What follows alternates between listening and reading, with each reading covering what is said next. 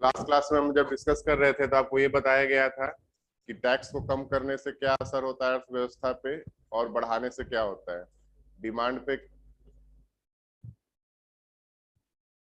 Demand पे उसका क्या फर्क पड़ता है, ठीक है। एम्प्लॉयमेंट में क्या फर्क पड़ता है, पॉवर्टी पे क्या फर्क पड़ता है, इन्फ्लेशन पे क्या फर्क पड़ता है, ये सारा हम लोग टैक्स में देख चुके थे कल। आज हम लोग बात करते हैं एक्सपेंडिचर का। तो ये जो फिस्कल पॉलिसी है, ये किसके द्वारा बनाया गया है? फिस्कल पॉलिसी कौन बना रहा है? गवर्नमेंट, ठीक है। अब गवर्नमेंट का हम लोग बात करना है एक्सपेंडिचर, तो गवर्नमेंट का एक्सपेंडिचर क्या क्या हो सकता है? गवर्नमेंट का खर्च क्या क्या हो सकता है? जैसे आप अपना खर्च है, आपका कुछ गवर्नमेंट का भी खर्च है। आप लोग क्या थर्ड में जब कर क्या रहे हैं आप? तो उधर बात कर रहे हैं, इधर बात कर रहे हैं।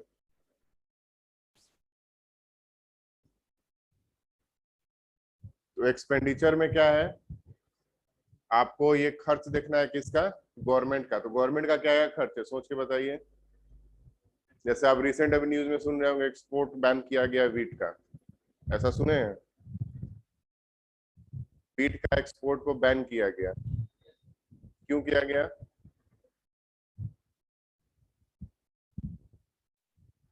ताकि भारत में लोगों को खाने पीने का दिक्कत नहीं हो, ठीक है। अगर यहीं पे अनाज नहीं रहेगा तो अगर सब बाहर भेजेंगे तो यहाँ पे खाएंगे क्या? मतलब फूड सिक्योरिटी के लिए एक्सपोर्ट को बंद कर दिया गया वीट का। तो फूड सिक्योरिटी मतलब क्या कि सबको खाना मिले, इसके लिए बहुत सारे लोगों को, जो बीपीएल फैमिलीज है, उनको अनाज मिलता है सरकार के द्वारा। तो जो अनाज मिलता है वो कहाँ से आएगा? गवर्नमेंट उसका खर्च उठाता है। वो क्या हो गया? गवर्नमेंट का खर्च हो गया। मतलब लोगों को जो फ्री में अनाज मिलता है वो क्या है? गवर्नमेंट का एक खर्च हुआ। हुआ या नहीं हुआ? अगर कोई भी डेवलपमेंट का काम हो रहा है, रोड बन रहा है, ओवर ब्रिज बन रहा है, एयरपोर्ट बन रहा है, तो ये सब खर्च किसका है? गवर्नमेंट का है। कोई भी गवर्नमेंट एम्प्लॉय है, उसको सैलरी देना है, वो किसका खर्च है? गवर्नमेंट का खर्च है। पेंशन देना है, उसका खर्च है। तो बेसिकली एक्सपेंडिचर मतलब बहुत सारा खर्च हो गया जो भी सरकार अपना करता है, ठीक है। अब एक्सपेंडिचर करने से कैसे, मतलब एक्सपेंडिचर में क्या कर सकते हैं? तो दो चीज किया जा सकता है कि एट प्रेजेंट जो भी एक्सपेंडिचर है, या तो उसको इंक्रीज करेंगे तो क्या फर्क पड़ेगा, और अगर डिक्रीज करेंगे तो क्या फर्क पड़ेगा। जैसे इसका हम लोग देखे थे, टैक्स को बढ़ाने पे क्या होता है और घटाने पे क्या होता है। उसी तरीके से खर्च को अगर हम बढ़ा दें तो क्या होगा, और घटा देंगे तो क्या होगा, ठीक है। जितना भी योजना चलता है वो भी सरकार का क्या है? खर्च है।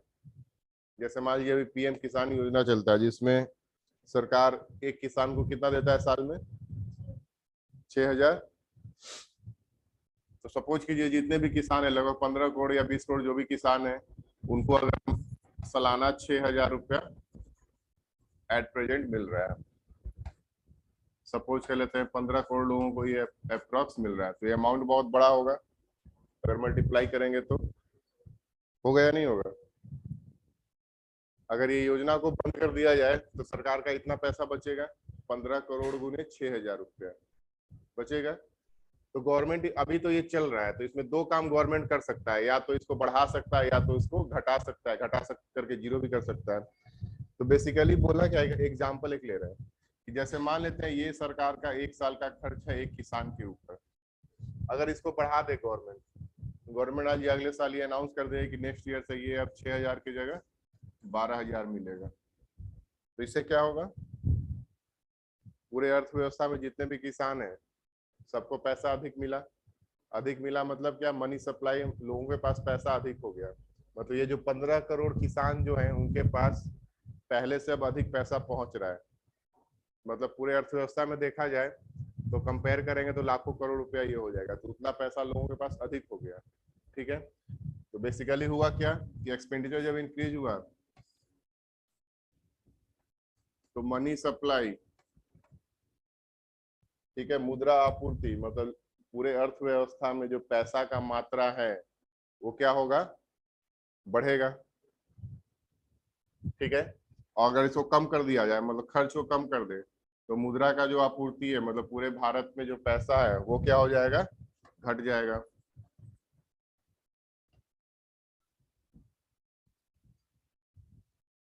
ठीक है।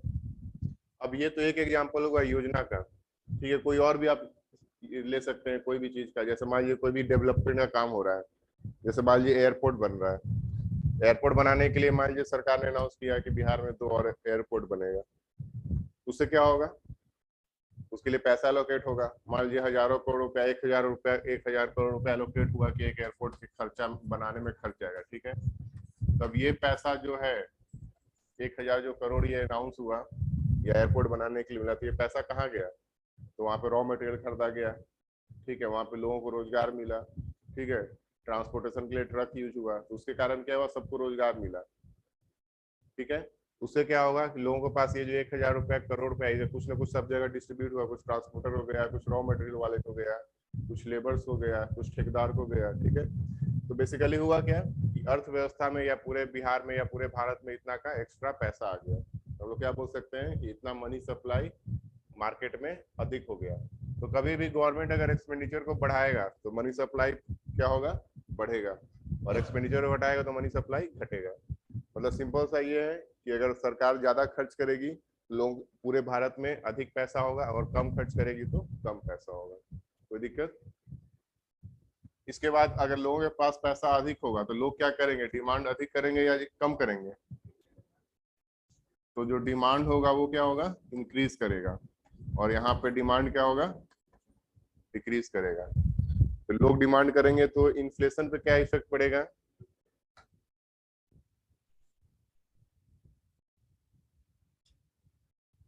इसके बाद हम क्या लिख सकते हैं, इन्फ्लेशन पे क्या फर्क पड़ेगा,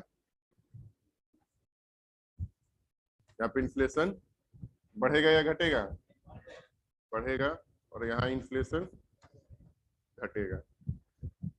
डिमांड का अगर बात करें तो इस पे ग्रोथ का क्या असर होगा, जैसे मान लीजिए लोगों के पास पैसा अधिक होगा तो इसमें लोग बोल सकते हैं कि ग्रोथ अधिक होगा या कम होगा, अधिक होगा, तो ये बोल सकते हैं ग्रोथ, या इसको बोल सकते हैं जीडीपी हमारा क्या होगा, इंक्रीज होगा। ऐसा मतलब लाइन बाय लाइन बहुत सारा चीज लिख सकते हैं, ठीक है। तो बेसिक हमारा ये यहाँ से लेके यहाँ तक ये बेसिक मेन हो गया, ठीक है। ये हमेशा आपको याद रखना है या समझ के रखना है कि कैसे कैसे कैसे इंटरलिंक होता है, ठीक है। जैसे मान लीजिए क्वेश्चन ऐसा पूछा जा रहा है कि क्या, हाँ हाँ, तो जीडीपी बढ़ेगा तो एम्प्लॉयमेंट भी साथ में बढ़ेगा ना। जैसे सरकार एक्स्ट्रा खर्च कर रही है, जैसे मान लीजिए एयरपोर्ट बनाने के लिए एग्जाम्पल नहीं, अगर एयरपोर्ट बनाएगा तो रोजगार ऑटोमेटिक क्रिएट होगा, डेवलपमेंट होगा, विकास होगा, ठीक है, एम्प्लॉयमेंट क्रिएट होगा, गरीबी कम होगा, बहुत सारी चीज बोल सकते हैं। और कुछ, तो बेसिक ये बात, जैसे मान लीजिए एग्जांपल के लिए क्वेश्चन पूछा गया कि अगर भारतीय अर्थव्यवस्था में डिमांड को बढ़ाना है तो सरकार को खर्च में क्या करना चाहिए, ऐसा क्वेश्चन पूछा जा सकता है कि जैसे अगर गवर्नमेंट चाहती है कि डिमांड, भारत में जो मांग है उसको बढ़ाना है, तो गवर्नमेंट क्या स्टेप ले इन केस ऑफ एक्सपेंडिचर, तो क्या लेगा, तो उसको बढ़ाएगा। ऑप्शन में से बढ़ाना, घटाना, कुछ नहीं करना या दोनों करना, ठीक है। तो इस टाइप से आपको सोच के आपको जवाब देना पड़ सकता है। क्वेश्चन कुछ ही पूछा जा सकता है कि डिमांड को बढ़ाने के लिए, या मान लेते हैं ग्रोथ को बढ़ाने के लिए गवर्नमेंट को क्या करना चाहिए एक्सपेंडिचर के अंदर, ठीक है। तो ये सब चीज आपको समझ के रखना है कैसे एक दूसरे से आपस में इंटरलिंक है। तो कल आपको हम बताए थे कि फिस्कल पॉलिसी के अंदर 2 टूल है, टैक्स और एक्सपेंडिचर, यही दोनों टूल को डिस्कस कर चुके हैं अभी तक। तो ये लिख लीजिए, ये वाला टेबल। इसमें क्या है कि अभी तक जैसे मॉनेटरी पॉलिसी जब हम लोग पढ़ रहे थे तो वहां पे बहुत सारा टूल्स था, सीआरआर था, एसएलआर था, उसका डेटा हम लोग को देखना होता था कि आरबीआई ने क्या चेंजेस किया है। तो कैसे देखते थे हम लोग, अगर आपको आज कोई पूछे कि सीआरआर क्या है तो कैसे क्या आप क्या करेंगे, उसके लिए क्या करेंगे, आरबीआई का वेबसाइट जाएंगे, वहां पे देखेंगे सीआरआर का क्या परसेंटेज है, ठीक है, या एसएलआर का क्या परसेंटेज है। उसी तरीके से आपसे कोई अगर पूछे कि टैक्स कितना लग रहा है, कहाँ से कितना टैक्स आ रहा है, गवर्नमेंट कहाँ पे कितना खर्च कर रहा है, तो कैसे पता चलेगा, कैसे पता चलेगा, गवर्नमेंट, तो अगर आपको टैक्स और एक्सपेंडिचर के बारे में जाना है तो ये कौन बताएगा, ये बताएगा बजट, ठीक है। तो बजट में होता क्या है, बेसिकली टैक्स और एक्सपेंडिचर का डिटेल विवरण होता है। तो इसके बारे में लिखिए। ये कर और व्यय का विस्तृत जानकारी, कर एवं खर्च या व्यय लिखे का विस्तृत जानकारी सरकार बजट के माध्यम से देती है। Detail description of tax and expenditure is provided in budget. Detailed description of tax and expenditure is provided in budget.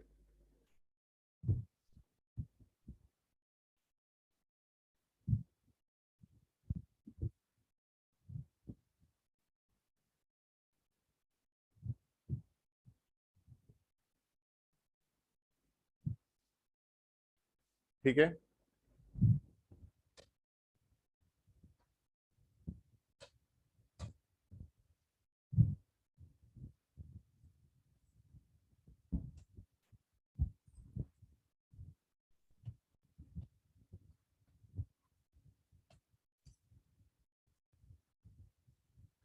अब हम लोग को पढ़ना है बजट कि बजट क्या होता है। ठीक है, तो बजट में एक चीज अभी तक जो भी हम लोग डिस्कस किए, से ये पता चला कि बजट के अंतर्गत क्या होगा, तो टैक्स और एक्सपेंडिचर का कुछ ना कुछ उसके बारे में जानकारी हम लोग को मिलेगा अभी तक का जो भी हम लोग पढ़ाई किए हैं। तो हम लोग थोड़ा इसको डिटेल में देखते हैं कि बजट क्या होता है, कैसे होता है।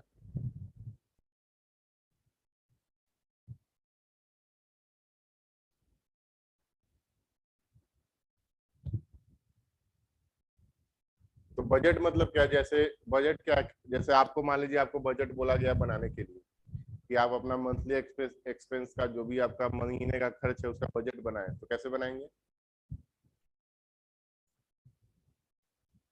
क्या करेंगे। ठीक है, सबसे पहले आप क्या किए, एक पेपर लिए। ठीक है, एक पेपर लिए, इसमें क्या लिखें, सबसे पहले तो लिख देते हैं कि बजट बनाना है। ठीक है, एक एक करके बोलिए।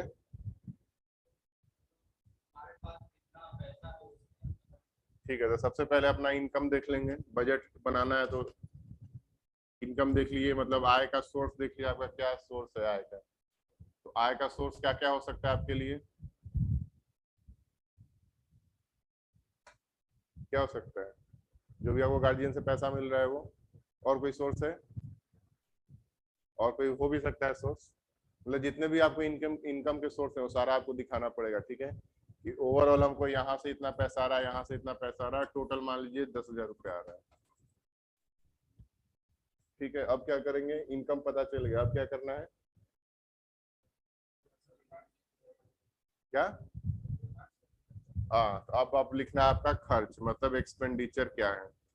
तो मान लीजिए आपको लिखना है कि आप अगर हॉस्टल में रहते हैं तो रेंट इतना है, अगर फूड पे कितना एक्सपेंस है, ट्रैवल पे कितना एक्सपेंस है, बुक पे कितना एक्सपेंस है। ठीक है, तो ये सारा हम अपना एक्सपेंस का डिटेल लिखेंगे और ये हमारा हो जाएगा बजट। ठीक है, अब इसमें एक चीज मिसिंग है, एक चीज मिसिंग ये है कि बजट का एक टाइम फ्रेम हम लोग नहीं लिखे हैं कि ये बजट बनाए कितने, एक साल के लिए बना हुआ है या एक महीना का बना हुआ है। ठीक है, तो बजट का कुछ ना कुछ एक टाइम फ्रेम होगा कि बजट हम एक दिन का बना रहे हैं, एक वीक का बना रहे हैं, एक साल या एक महीने का बना रहे हैं। ठीक है, तो लोग बोल सकते हैं मान लीजिए एक महीने का हम लोग का ये बजट है, ये बजट बनाया जा रहा है, कब का बजट बना सकते हैं, हाँ, ये तो महीने का बोल रहे हैं ना, ये महीने का बजट, किस महीने का बजट बना है, जून का बना सकते हैं। तो हम लिख देते हैं कि टाइम फ्रेम क्या है, जून 2022 का है। ये पॉसिबल है अगर मई का या मान लेते हैं जनवरी का बनाना है, कि जनवरी 2022 का बजट बना सकते हैं, हाँ, बना सकते हैं, नहीं सकते हैं, क्यों नहीं बना सकते, जो समय बीत गया है। देखिए बजट क्या होता है, कोई एक ये नहीं है कि फिक्स, मतलब बजट का मतलब ये नहीं कि जो हम लिख दिए वही करेंगे, बजट का मतलब एक अनुमान होता है कि ऐसा करना है। ठीक है, तो कभी भी फ्यूचर में ही हम लोग अनुमान लगा सकते हैं कि फ्यूचर में ये करना है। तो जरूरी नहीं है कि अगर आप बजट अपना इस टाइप से डिजाइन किए तो हो सकता है ये इनकम आपका इस मंथ में 10,000 ना हो के 8,000 ही हुआ। यहाँ पे जो फूड का एक्सपेंस है हो सकता है वो ज्यादा लग गया, ट्रेवल का एक्सपेंस होता है ज्यादा लग गया। या कम भी लग सकता है। ठीक है, तो बेसिकली बोलने का ये मतलब है कि ये जो बजट होता है अनुमानित होता है। ठीक है, और अनुमानित होता है और हमेशा फ्यूचर डेट के लिए होता है। ठीक है, कि आने वाला समय के लिए बजट बनता है, बीता हुआ समय के लिए बजट नहीं बनता है। और वो हमेशा अनुमानित होता है, मतलब जो बजट में लिखा गया वही नहीं करना है, उसी के मतलब देखते हुए करना है कि वो फिगर मैच कर जाए। अगर नहीं मैच किया तो कोई दिक्कत नहीं है। तो तीन चार चीज है इसके अंदर, बजट के अंदर। सबसे पहला क्या कि एक पर्टिकुलर टाइम फ्रेम के लिए बनता है और फ्यूचर के लिए बनता है, भविष्य के लिए बनता है। ठीक है, दूसरा बात यहाँ पे इनकम का हम लोग सोर्स देखते हैं कि इनकम का हमारा कितना कितना सोर्स है, और दूसरा बात एक्सपेंडिचर है, कहाँ कहाँ खर्च है। तो ये सारा डिस्क्रिप्शन अगर होगा, ये सारा चीज अगर इस डॉक्यूमेंट के अंदर है, तो उसको हम लोग क्या बोलेंगे, ये बजट है। ठीक है, उसी प्रकार से गवर्नमेंट भी अपना बजट बनाता है। तो गवर्नमेंट भी अपने बजट में यही सब चीजों को डालेगी। क्या क्या, तो सबसे पहला टाइम फ्रेम, ठीक है, कि क्या कितने समय के लिए बजट बन रहा है। दूसरा उसका आय का सोर्स, और तीसरा एक्सपेंडिचर। मतलब बजट के अंदर ये तीन चीज मेन होता है। तो इसको डिफिनेशन इसका लिख लीजिए, बजट होता क्या है। हिंदी में पहले लिखिए। देखिए, बजट एक वित्तीय पत्र है। बजट एक वित्तीय पत्र है जिसमें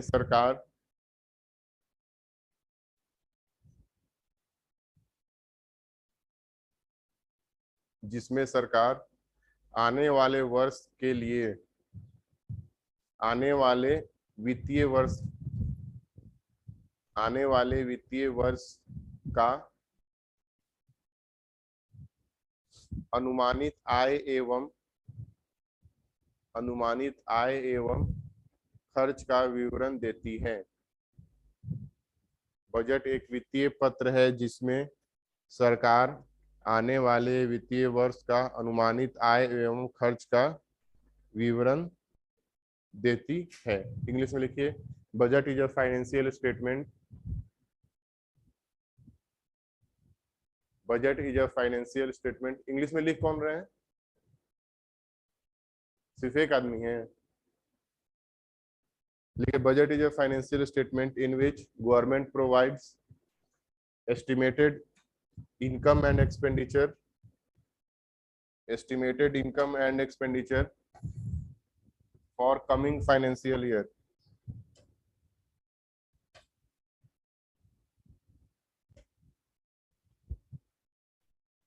ठीक है, तो ये तो हो गया बजट का डिफिनेशन के बाद। अब कुछ उसके फैक्ट्स लिखिए, बजट संबंधित तथ्य, फैक्ट्स रिलेटेड टू बजट।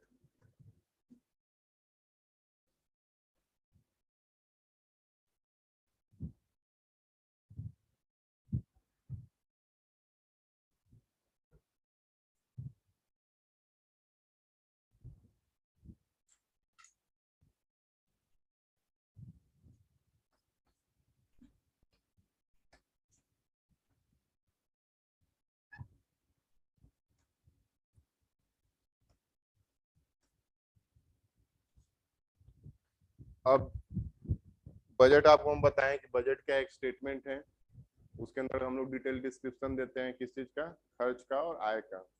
तो इसका नाम बजट ही क्यों है, इसका नाम बजट क्यों पड़ा। हिंदी में भी बजट बोलते हैं, इंग्लिश में भी बजट बोलते हैं। ठीक है, तो बजट ये आया किधर से, तो बजट का परंपरा शुरू होता है फ्रांस से। ठीक है, वहाँ के जो वित्त मंत्री थे वो अपना बजट ऐसे पेपर में अपना लिख के ले गए। ठीक है, कि ऐसा ऐसा करना है, इतने साल के लिए ये मेरा खर्च है, ये मेरा इनकम का सोर्स है। अब ये पेपर को वो क्या करते थे, ये पेपर जिस पेपर में लिखा होता था उस पेपर को लेदर के बैग में लेके जाते थे। ठीक है, अब लेदर के बैग को वहां पे फ्रांस में बोला जाता है ब्यूगेट बोला जाता है। उसी को फिर जब इंग्लिश में ट्रांसफॉर्म किया गया तो वो बन गया बजट, और हिंदी में भी वही होता है बजट। तो एक्चुअल में बजट है क्या, बजट का मतलब फ्रेंच में क्या होता है, एक लेदर बैग होता है। ठीक है, इसलिए पहले का आप देखोगे परंपरा होता था कि लेदर बैग के अंदर बजट को लेके जाते थे। आज के डेट में इंडिया में ये नहीं होता है। ठीक है, ये बंद हो गया 2-3 साल पहले। पहले जितने भी फाइनेंस मिनिस्टर होते थे, ये मतलब कॉमन प्रैक्टिस था, रिचुअल्स था कि बजट का जो पेपर होता था उसको लेदर बैग के अंदर लेके जाते थे, सूटकेस के अंदर जो लेदर का बना हो। ठीक है, तो बजट वर्ड जो आया है उसका बेस वर्ड क्या है, ब्यूगेट, और एक ऐसा वर्ड है, फ्रेंच वर्ड है। इसका मतलब क्या होता है, चमड़ा का बैग होता है। इसको लिखिए पहला पॉइंट में। देखिए बजट का मूल शब्द, बजट का मूल शब्द ब्यूगेट है, ये लिख लीजिए।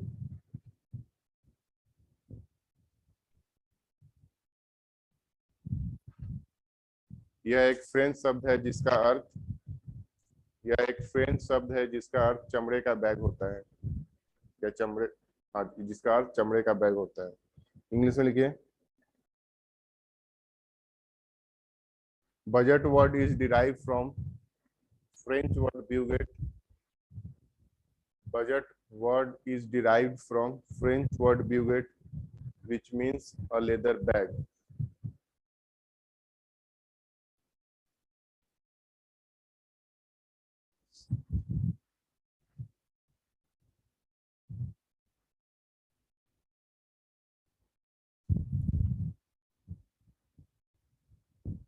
अब दूसरा बात यह है कि ये हम लोग जो बजट जो बोलते हैं, ये संवैधानिक शब्द नहीं है, मतलब ये आम भाषा में हम लोग बोलते हैं, ठीक है। इसका अगर डॉक्यूमेंटेशन में जिक्र किया जाए तो कहीं पे बजट नहीं लिखा होता है, ठीक है। तो कॉन्स्टिट्यूशन हमारा ये बोलता है कि हम लोग आम भाषा में जो बजट बोल रहे हैं, कॉन्स्टिट्यूशन उसको बजट नहीं बोलता है, उसको बोलता है एनुअल, क्या बोलेंगे, एनुअल क्या, तो पॉलिटी आप लोग का पढ़ाई हुआ है ना, तो उसमें नहीं बताया गया बजट के बारे में, वित्तीय, हाँ, क्या वित्तीय, फिर पूरा नाम बोलिए। तो बजट के अंदर इसको क्या बोला जाता है, एनुअल फाइनेंशियल स्टेटमेंट, वार्षिक वित्तीय पत्र, ठीक है। और ये संविधान के किस अनुच्छेद में लिखा गया है ऐसा, 112 में, ठीक है। तो आर्टिकल 112 ये कहता है, आर्टिकल 112 संविधान का ये कहता है सरकार को कि सरकार को हर साल एक बजट पेश करना है, मतलब बजट नहीं, एनुअल फाइनेंशियल स्टेटमेंट पेश करना है, वार्षिक वित्तीय पत्र पेश करना है। उस पत्र में क्या होगा, तो जो बजट का हम लोग सारा डिस्कस किए वही सब होना चाहिए, ठीक है। तो संवैधानिक रूप में इसका नाम क्या है, वार्षिक वित्तीय पत्र, लिखिए। बजट को संविधान में, या बजट को भारतीय संविधान में,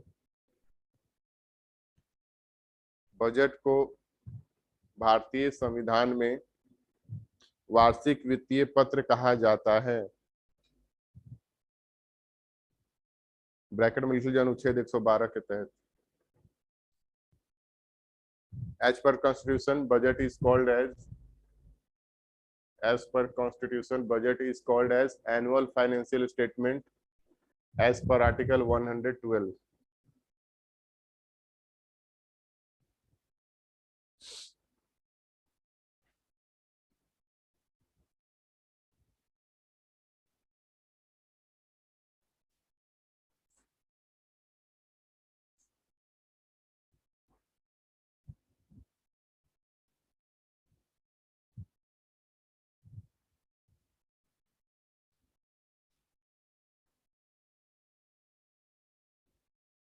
अब बजट बनाता कौन है, या एनुअल फाइनेंशियल स्टेटमेंट बनाता कौन है,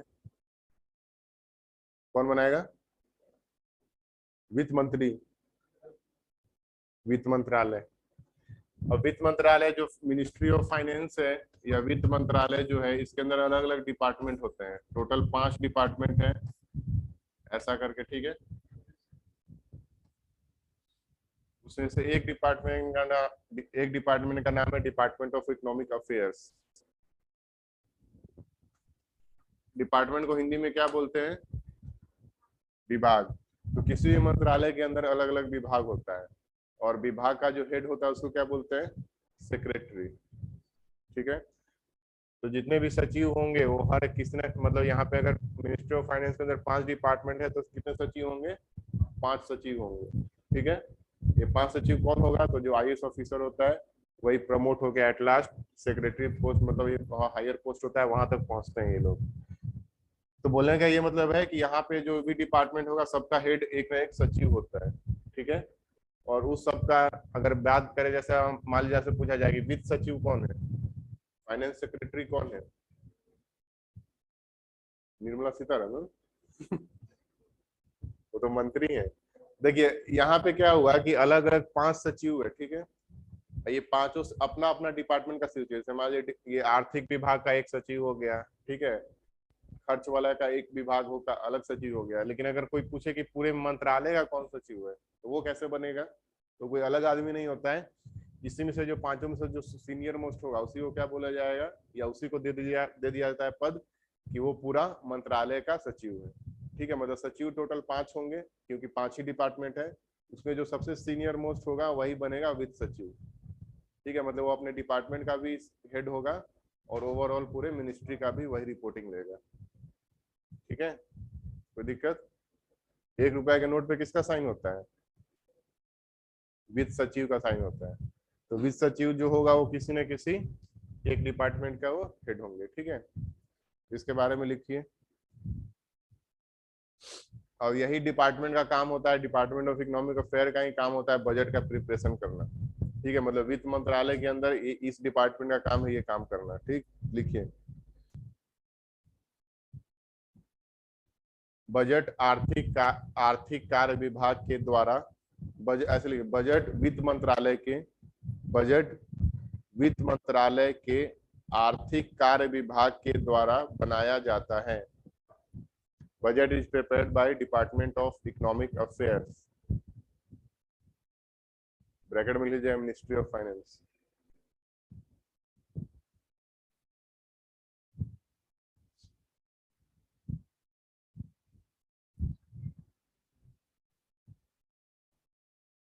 बजट कैसे लिखें? बजट वित्त मंत्रालय के आर्थिक आर्थिक कार्य विभाग लिखें, आर्थिक कार्य विभाग के द्वारा बनाया जाता है। ठीक है,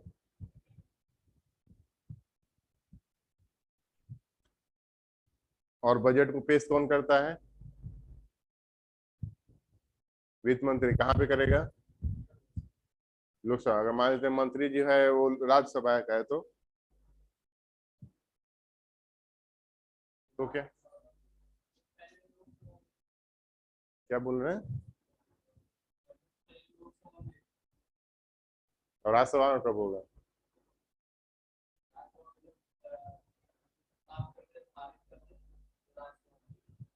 तो वो तो पास करने का, प्रेजेंट करेंगे कि नहीं करेंगे राज्यसभा में? ठीक है, तो बजट मंत्री कहीं का भी हो, ठीक है, राज्यसभा या लोकसभा, उसको बजट पेश कहाँ करना है? लोकसभा में। ठीक है, और कौन करेगा?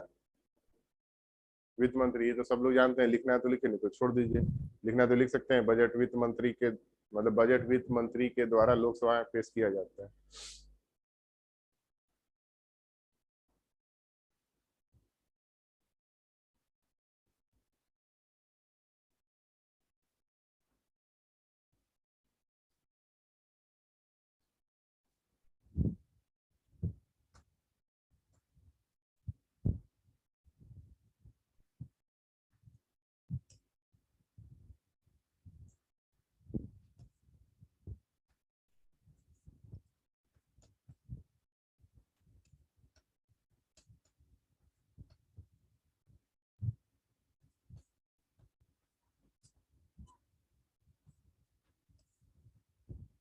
अब लिखिए बजट का टाइमलाइन, या लिख सकते हैं बजट का इतिहास, जो आपको मन करे वो सब लिखिए। बजट का इतिहास या बजट का टाइमलाइन, मतलब बजट के अंदर कैसे कब से शुरू हुआ, क्या क्या चेंजेस हुआ, वो सब डेट बाय डेट हम लोग ईयर बाय ईयर लिखेंगे।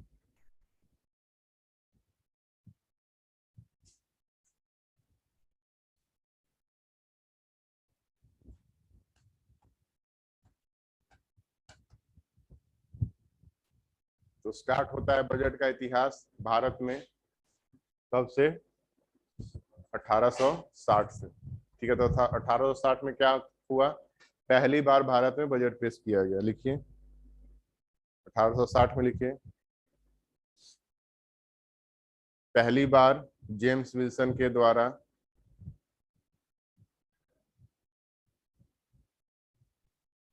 पहली बार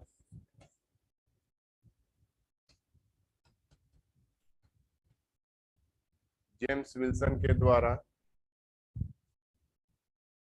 भारत में बजट पेश किया गया। भारत में आम बजट लिखेगा, भारत में आम बजट पेश किया गया।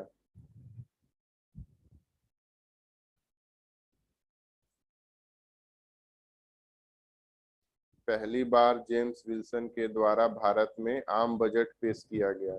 आम बजट का मतलब क्या है? General budget. ठीक है, आप लिख लीजिए इंग्लिश में।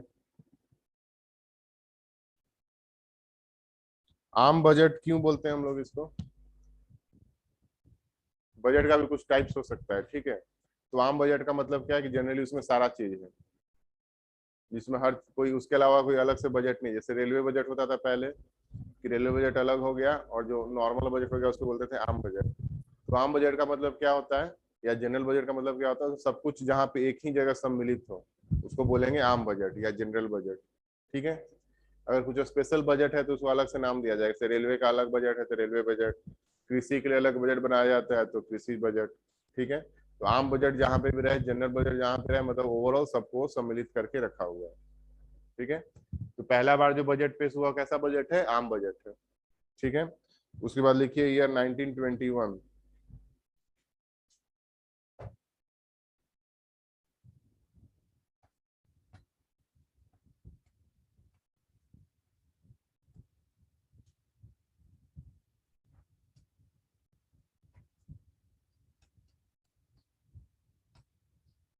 एक्वर्थ कमेटी या एक्वर्थ समिति। ठीक है, ये जो कमेटी है या समिति है, कमिटी का मतलब क्या होता है? जहाँ पे ग्रुप ऑफ पीपल हो। तो कमिटी का मतलब कुछ लोगों का ये समूह है, और उसमें जो एक्वर्थ है वो उस कमिटी के हेड थे, या इसलिए उसके नाम पे पड़ा एक्वर्थ कमिटी। ठीक है, तो एक्वर्थ क्या हो गया? किसी इंसान का नाम हो गया। ठीक है, वो उस कमिटी के हेड होंगे, इसलिए ऐसा नाम पड़ा। ये कमिटी किस लिए बनाया गया 1921 में? ताकि बजट के अंदर रिफॉर्म किया जा सके। उसमें लिखे बजट सुधार के लिए। ये कमेटी किस लिए बनाया गया? बजट सुधार के लिए। 1921 में लिखे Acworth committee for budget reforms.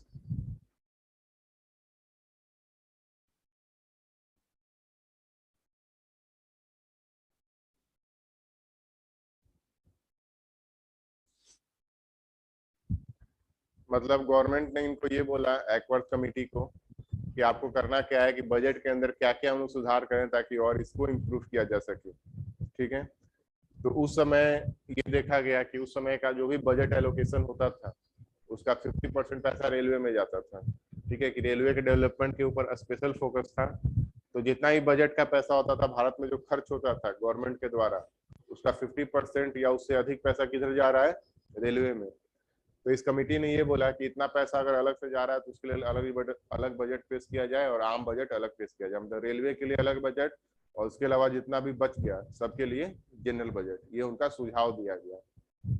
मतलब यहाँ पे कमेटी बना है 1921।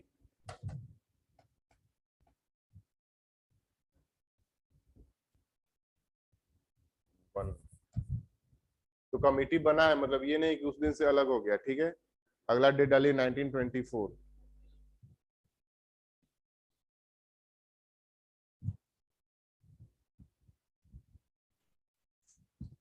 1924 में क्या किया गया? इन्होंने जो सुझाव दिया था, इस कमेटी का सुझाव क्या था कि रेलवे, ये कमेटी बनाया गया 1921 में। ठीक है, और इन्होंने सुझाव क्या दिया इस कमेटी ने कि रेलवे बजट को अलग कर दिया जाए। तो मतलब भारत में दो बजट पेश होगा, एक रेलवे बजट और दूसरा आम बजट। ठीक है, तो इस वर्ष से ये लागू किया गया। लिखिए रेलवे बजट को आम बजट से, रेलवे बजट को आम बजट से अलग किया गया।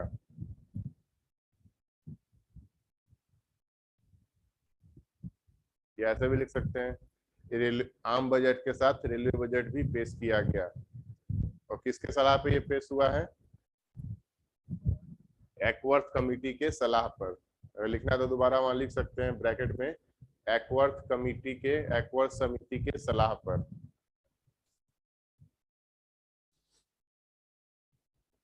उसमें इंग्लिश में लिख लिया railway budget got separated from general budget on recommendation of Acworth committee.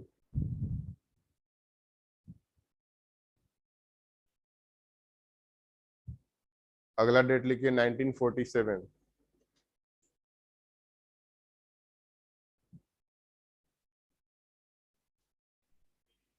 तो 1947 में क्या अलग हो जाएगा? पहला का पहला बजट पेश किया गया किसके द्वारा? बोलिए। यहाँ पे रेलवे बजट अलग हो गया, वो हो गया 1947। तो भारत का पहला, इंडिपेंडेंट इंडिया का पहला बजट पेश किया गया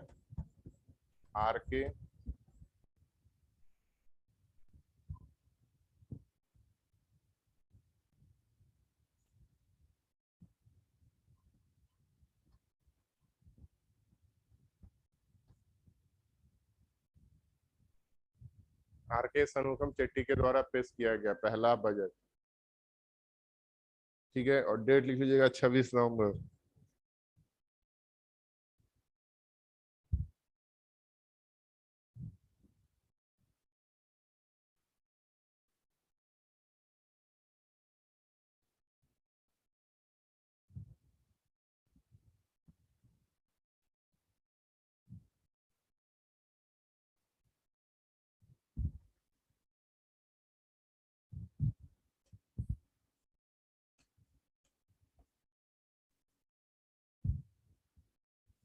उसके बाद अगला डेट लिखिएगा 1973।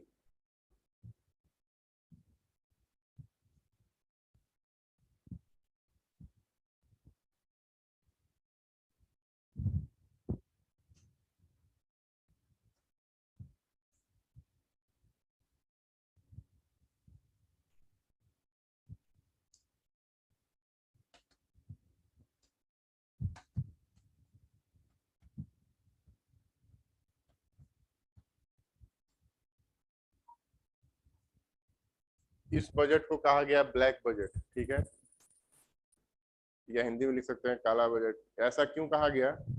इसलिए कहा गया कि इस पर सरकार ने बहुत ही ज्यादा उधारी लिया मार्केट से। अब जैसे आपको थोड़ा देर पहले बजट बता रहे थे, तो बजट के अंदर हम लोग क्या पहला डिस्कस किए थे? इनकम। इनकम के अंदर जैसे मान लेते हैं, इनकम के अंदर आप क्या लिख सकते हैं? जैसे आप मान लेते हैं अपना बजट बना रहे हैं, तो आपको मान लीजिए घर से 5,000 रुपया मिल रहा है गार्जियन से, तो आप 5,000 इनकम में लिखें। और इनकेस इसके अलावा आप क्या किए, आपने उधार लिया किसी अपने फ्रेंड से या कहीं से भी, तो मान लेते हैं आप 2,000 रुपया उधार लेते हैं, तो यहाँ पे 2,000 ये भी लिखेंगे कि उधार का पैसा है 2,000 रुपया, टोटल मेरा इनकम हो गया 7,000 रुपया। मतलब बेसिकली बोलने का ये अर्थ है कि गवर्नमेंट जो फाइनेंस करती है वो सारा पैसा कमाया नहीं होता, उधार भी लिया होता है। जैसे वर्ल्ड बैंक से उधार लिया, आम जनता से उधार लिया, बैंक से उधार लिया, RBI से उधार लिया। तो बहुत सारा उधार होता है पैसा जो गवर्नमेंट यूज करता है। तो उधार का पैसा भी इसके अंतर्गत आता है बजट के अंदर। ठीक है, तो इस वर्ष 1973 में गवर्नमेंट ने बहुत ज्यादा उधार लिया मार्केट से, इसलिए इसको क्या बोला गया?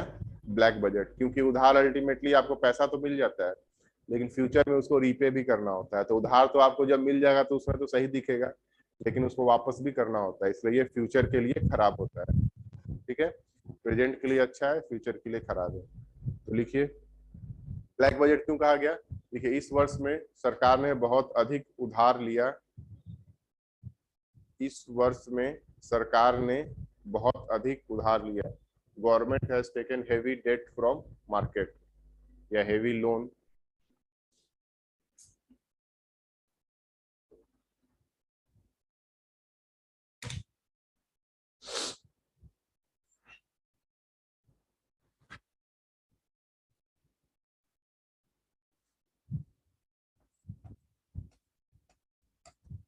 फिर अगला वर्ष हो गया 1997, 1997।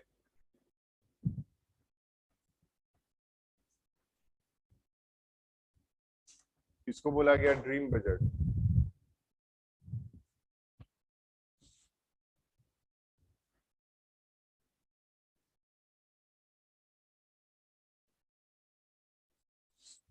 ड्रीम बजट क्यों कहा गया? क्योंकि गवर्नमेंट ने इस वर्ष बहुत ही ज्यादा टैक्सेस में कटौती किया, मतलब टैक्स बहुत ज्यादा कम किया गया, इसलिए इसको बोला गया ड्रीम बजट। तो इसमें लिखिए इस वर्ष सरकार ने या इस बजट में सरकार ने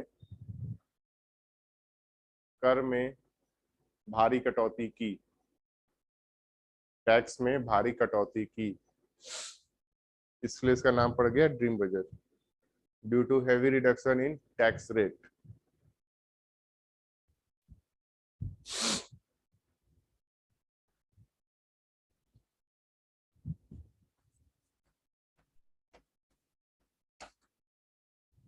फिर अगला वर्ष लिखिए 2001।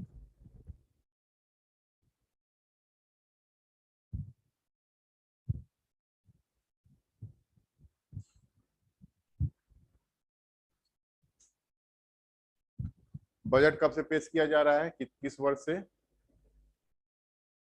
1860 से। तो 1860 से लेके ईस्वी 2000 तक जितना भी बजट पेश किया गया, ठीक है, सब एक फिक्स टाइम पे पेश किया गया। और वो फिक्स टाइम कितना था? 5 बजे शाम में। ऐसा क्यों? शाम में क्यों बजट पेश करते हैं, कर रहे थे हम लोग पहले? क्योंकि वो लोग चाहते थे, मतलब जो ब्रिटिशर्स थे वो चाहते थे पहले स्टार्टिंग में कि जब इंग्लैंड में जिस टाइम में बजट पेश हो, मतलब इंडिया में भी ऑलमोस्ट सेम टाइम में बजट प्रेजेंट हो, मतलब वहां का भी टाइमिंग और यहाँ का टाइमिंग लगभग एक हो, ठीक है। इसलिए यहाँ पे शाम में बजट पेश किया जाता है एक साथ, मतलब जब इंग्लैंड में पेश हो रहा है तो इंडिया में भी पेश हो रहा है, ठीक है। अब ये तो बात हुआ कि ये उस समय ब्रिटिश के अकॉर्डिंग किया गया था, लेकिन इसको हम लोग बहुत दिन से इंडिपेंडेंस के बाद भी उसी रिचुअल को फॉलो किए जा रहे थे। तो इस रिचुअल को बदला गया 2001 में, और इसका टाइमिंग अपडेट कर दिया गया 5 से,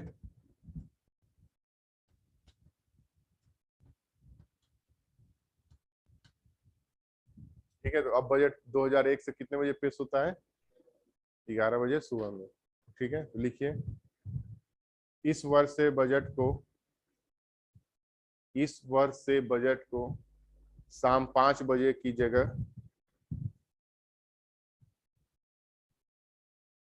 सुबह 11 बजे पेश किया जाने लगा।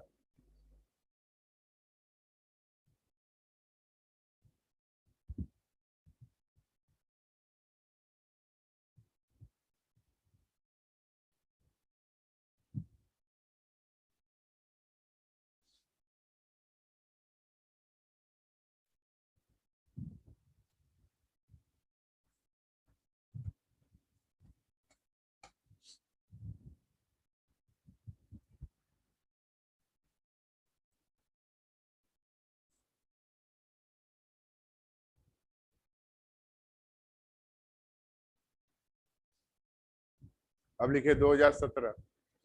लिखिए, इस वर्ष बजट के अंतर्गत 3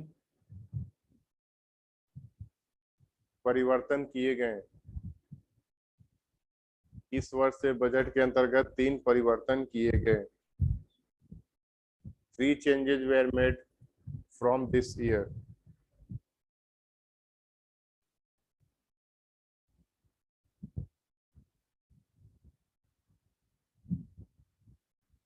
आज के डेट में बजट कितने तारीख को पेश किया जाता है? 1 अप्रैल। और कोई जवाब? कितना फरवरी? 27 फरवरी, 28 फरवरी। और कोई जवाब? तो इस साल का बजट कितने तारीख को आया था? आप लोग तो उसमें प्रिपेयर कर रहे थे ना, तो का बैच तो चल रहा था फरवरी में, तो आप लोग तैयारी कर रहे हैं और आपको ये नहीं पता कि बजट किस डेट को आया था, और आपका ऑन गोइंग तैयारी था उस समय।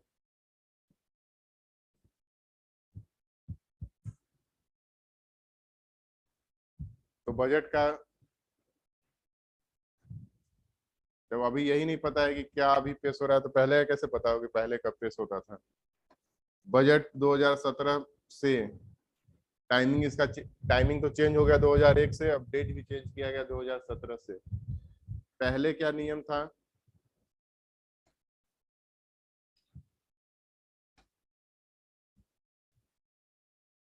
कोई भी बजट जो भी पेश हुआ है उसका डेट कोई फिक्स नहीं होता कि 28 को पेश करेंगे या 1 तारीख को पेश करेंगे या 27 को पेश करेंगे। पहले क्या नियम था कि फरवरी मंथ का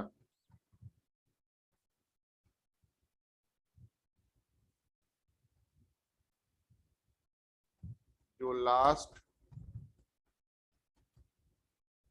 वर्किंग डे होगा उस दिन बजट पेश किया जाता था 2017 के पहले तक, ठीक है।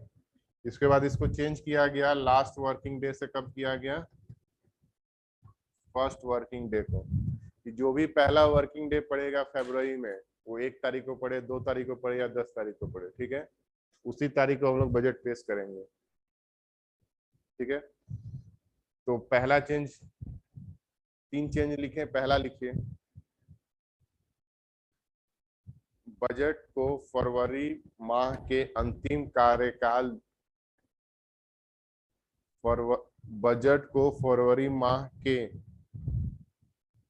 अंतिम कार्यकाल दिन के जगह अंतिम कार्यकाल दिन के जगह पहले कार्यकाल दिन को पेश किया जाने लगा। इंग्लिश में लिखिए, instead of presenting budget on last working day of February month,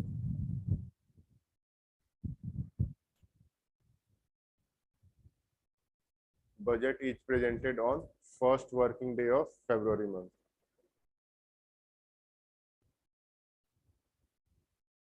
एक बार पढ़ के देख लीजिए खुद से, हिंदी में जो लिखे लैंग्वेज सही है, नहीं से लैंग्वेज सही है तो खुद से सुधार लीजिए।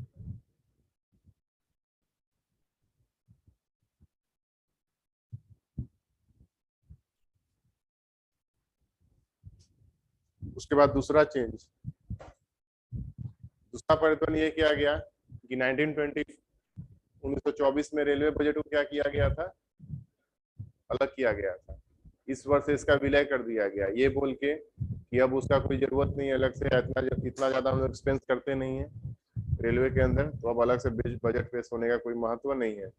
मतलब यही एक रीजन था, बहुत सारे रीजन था, और भी उसके ऊपर पॉलिटिक्स होता था रेलवे बजट के ऊपर, जो मंत्री जहां का है वहां से एक नया रेल अनाउंस करेगा, ठीक है। तो इस टाइप का प्रैक्टिस स्टार्ट हो गया था इसलिए, और भी बहुत सारे रीजन था जिसके लिए इसको बंद किया गया, ठीक है। तो अगला लिखिए, रेलवे बजट को आम बजट के साथ विलय किया गया। रेलवे बजट या रेलवे बजट का आम बजट के साथ विलय किया गया।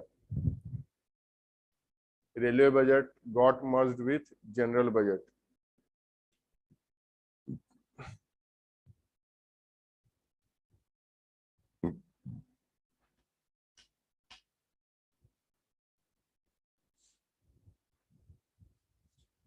ये पहले जो स्क्रॉल होता था ऊपर नीचे, ये अब नहीं होता है इससे।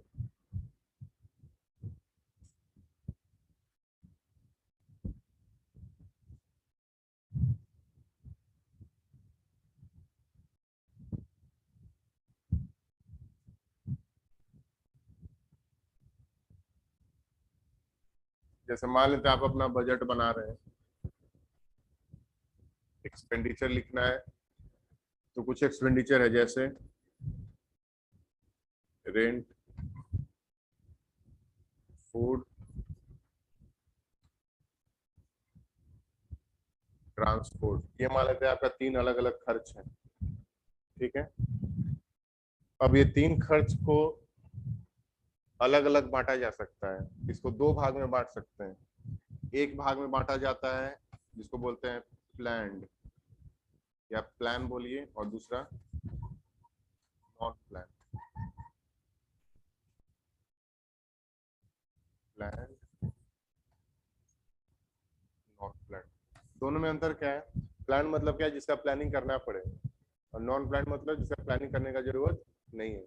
तो इसमें किसका प्लानिंग कर सकते हैं और किसका प्लानिंग नहीं कर सकते हैं? 3 खर्च में किसमें प्लानिंग करने का जरूरत है या किसमें प्लानिंग करने का जरूरत नहीं है?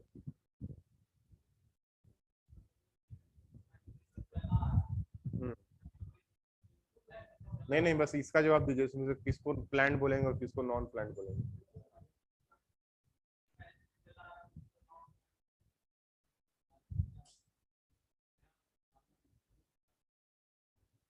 वैसा नहीं है, देखिए प्लान और नॉन प्लान में क्या है कि प्लान मतलब क्या है, जिसके लिए प्लानिंग करने का जरूरत है, और नॉन प्लान जिसके लिए प्लानिंग करने का जरूरत नहीं है, ठीक है। तो प्लानिंग करने का जरूरत इसमें किसका नहीं है? रेंट का, क्योंकि रेंट ऑलरेडी फिक्स है, हमको पहले से पता है कि रेंट इतना देना ही है, उसमें क्या प्लान करेंगे? कुछ प्लान करने का जरूरत नहीं है। कुछ है जैसे फूड है, ट्रांसपोर्टेशन हम प्लान कर सकते हैं कि हम ऑटो से आएंगे कि बस से आएंगे कि ट्रक से आएंगे, फूड में भी आप प्लान कर सकते हैं। लेकिन रेंट तो ऑलरेडी फिक्स्ड है, ठीक है। या मान लीजिए आपने किसी से उधार लिया था, उसको आपको रिटर्न करना है, तो वो भी फिक्स है। आपने बोला था कि 1,000 रुपया करके देंगे, तो वो भी फिक्स है। तो जहाँ पे प्लान करने का जरूरत पड़ता है उसको प्लान एक्सपेंडिचर बोलते हैं, और जहाँ प्लान करने का जरूरत नहीं होता उसको बोलते हैं अनप्लान एक्सपेंडिचर, ठीक है, या नॉन प्लान एक्सपेंडिचर, ठीक। तो पहले जो बजट पेश होता था उसमें क्या होता था कि जो खर्च होता था उसको दो अलग भाग में दिखाया जाता था, एक प्लान और दूसरा नॉन प्लान। अब गवर्नमेंट ने क्या किया कि इन दोनों खर्च को एक साथ मर्ज कर दिया है, बोला अब अलग से दोनों को अलग अलग से दिखाने का जरूरत नहीं है, ठीक है। अब एक ही होगा, सिर्फ एक्सपेंडिचर होगा, अलग से प्लान और नॉन प्लान नहीं होगा। जैसे गवर्नमेंट का क्या क्या खर्च हो सकता था जो प्लान होता है, जैसे मान लीजिए सैलरी देना है, तो सैलरी देना तो प्लान करने का उसमें कोई जरूरत नहीं है, ठीक है। इंटरेस्ट देना, उसके लिए कोई प्लानिंग का जरूरत नहीं है। प्लानिंग का जरूरत कहाँ पे पड़ेगा, कहाँ पे रोड बनाना है, कहाँ पे क्या बनाना है, ये सब चीज के लिए, ठीक है। तो इसके अंतर्गत लिखिए तीसरा पॉइंट, इसको हिंदी में बोलते हैं योजनागत खर्च और इसको बोलते हैं गैर योजनागत खर्च, ठीक है। और ब्रैकेट में लिख लीजिए, इंग्लिश में प्लान और नॉन प्लान लिख लीजिएगा। इसमें लिखिए बजट के योजनागत खर्च एवं बजट के योजनागत खर्च एवं गैर योजनागत खर्च, बजट के योजनागत खर्च एवं गैर योजनागत खर्च का विलय किया गया। Merger of planned and non planned expenditure.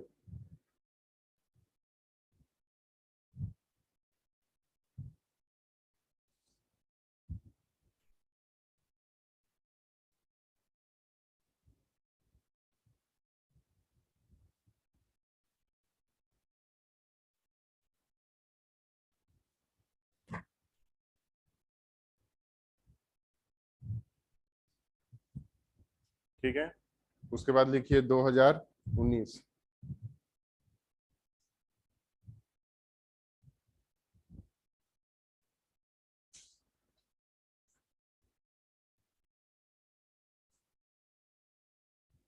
तो परंपरा क्या था बजट को, कि बजट को किस चीज में पेश करेंगे, कि बजट का जो भी डॉक्यूमेंट होगा वो किस चीज में लाएंगे, लेदर बैग में लाएंगे या लेदर का सूटकेस में लाएंगे। ये शुरू से चला आ रहा था, तो इसको ही बदला गया कि भारतीय सभ्यता के अनुसार इसको हम बदलते हैं कि जैसे भारतीय सभ्यता के अनुसार ये है कि कोई भी शुभ काम लाल रंग में करेंगे, ठीक है, लाल रंग के कपड़ा में उसको रखेंगे। इसलिए इसको चेंज किया गया और बोला गया कि बजट का जो भी पेपर होगा वो रेड बैग के अंदर रख के लाया जाएगा, अब से वो लेदर बैग का यूज नहीं होगा, ठीक है। तो लिखिए इस वर्ष से बजट को, इस वर्ष से बजट को लाल कप बजट पत्र को लिखिए, इस वर्ष से बजट पत्र को लाल कपड़े में रखा गया। Budget was kept in red cloth। और इसे बही हिंदी से लिखिए, और इसे और बजट को बही खाता कहा गया, और बजट को बही खाता कहा गया। And budget is called as bahi खाता।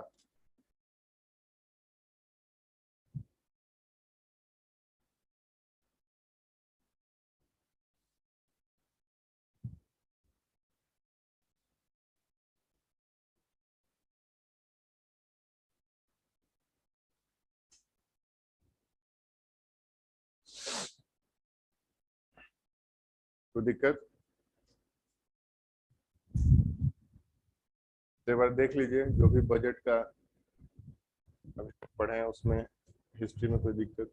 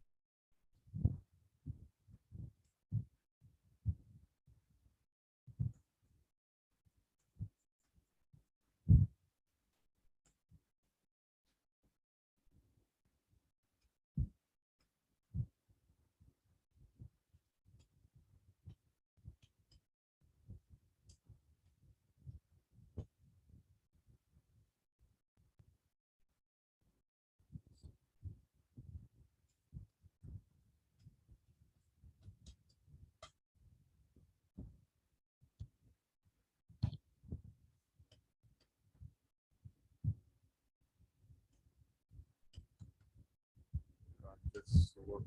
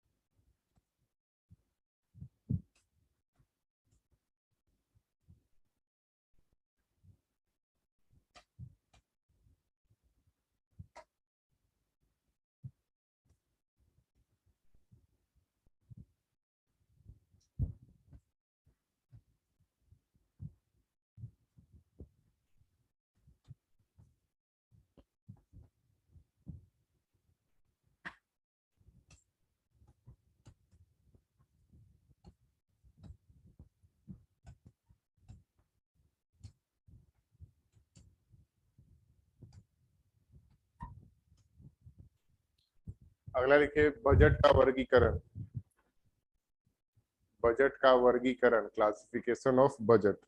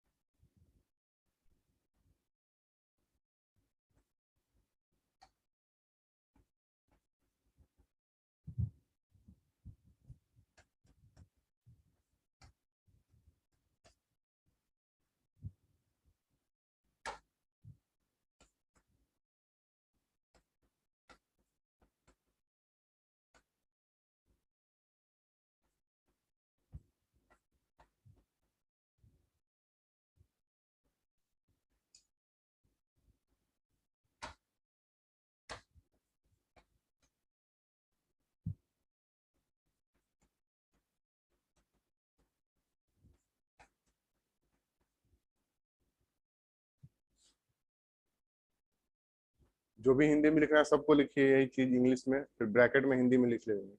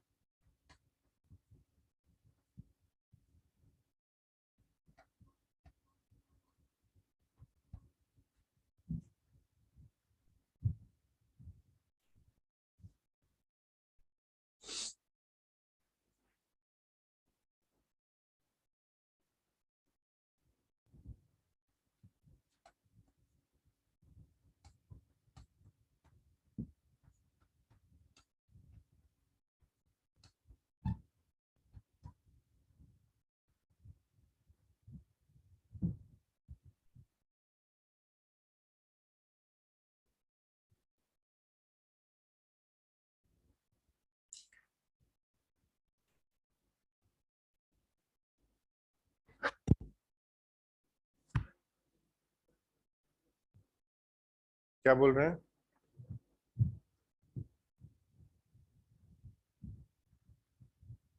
एक मिनट रुक जाइए। ये तो इसमें चला गया। एक मिनट इधर वाला।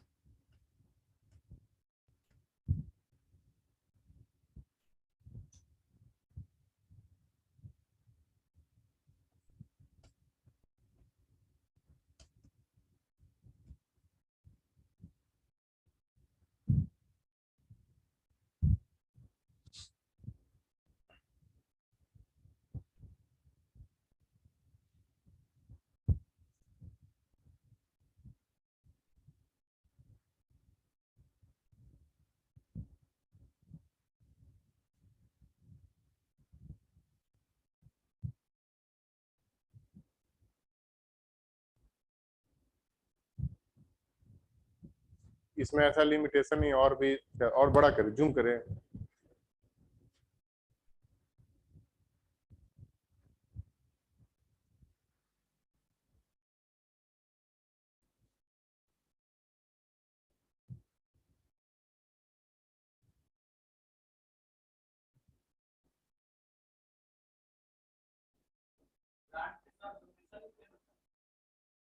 हाँ, ग्रांट स्लैश डोनेशन।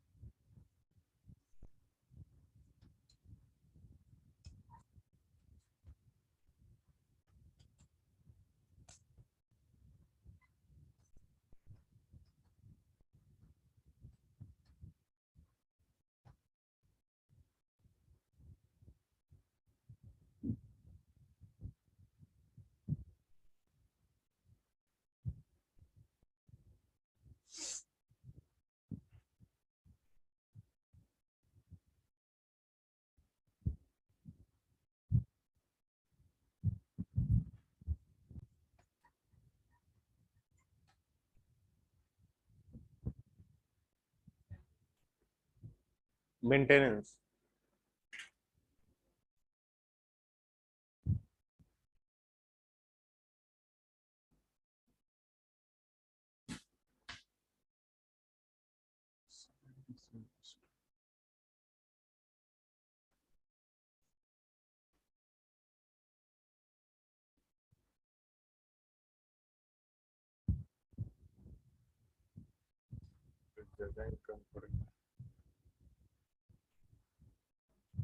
हाँ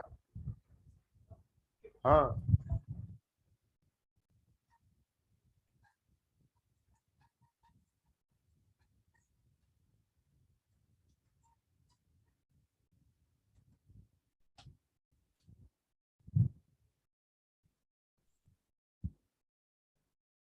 तो सबका हिंदी हम सब लोग लिख लीजिए, एक बार इंग्लिश में सब लोग, उसके बाद हिंदी में सबका बता रहे हैं क्या क्या लिखना है।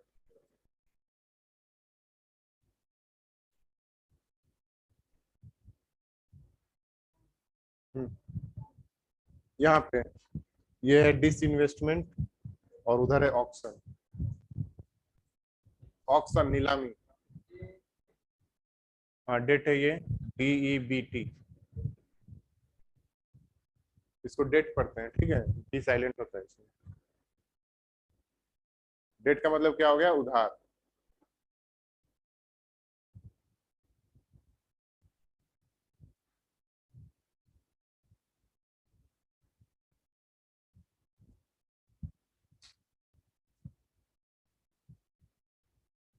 ये जो क्लासिफिकेशन बनाया है, ये ऐसा नहीं कि ऐसा ही होता है, ठीक है।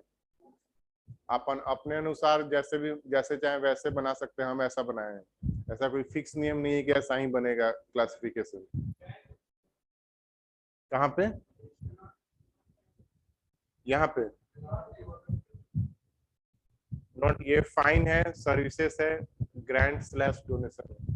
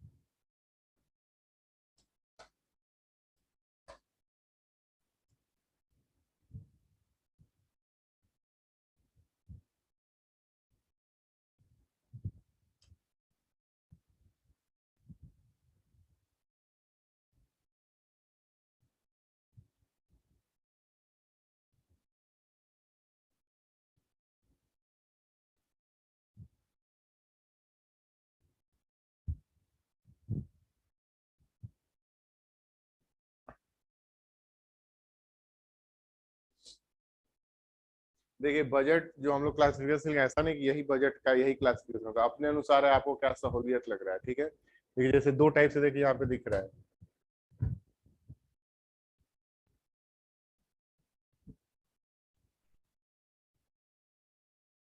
इसमें तो अच्छा, एक सेकेंड।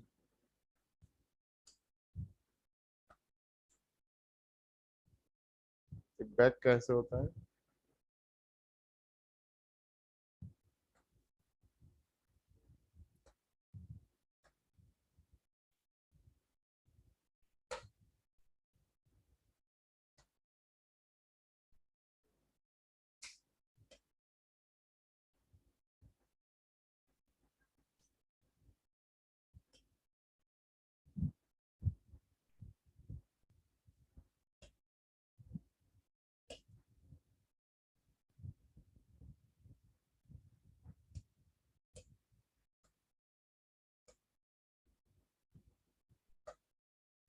ये फुल स्क्रीन कैसे होगा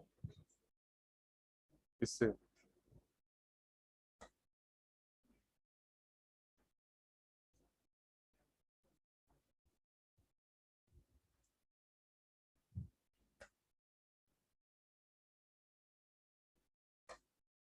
स्लो भी काम कर रहा है।